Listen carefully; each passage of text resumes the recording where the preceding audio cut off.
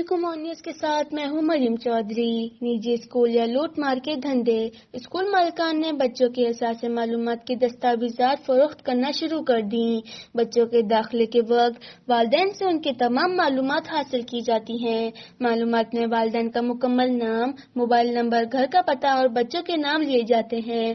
والدین اسکولوں پر اعتماد کر کے اپنی اثاثے معلومات فراہم کرتے ہیں۔ اسکول مالکان نے اثاثے معلومات کی حفاظت کرنے کے بجائے انہیں بیچ کر دام کھڑے کر دیے۔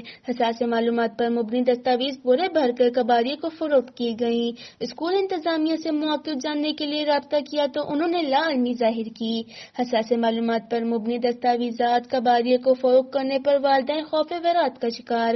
حساس معلومات کسی کے بھی ہاتھ لگ سکتی ہیں۔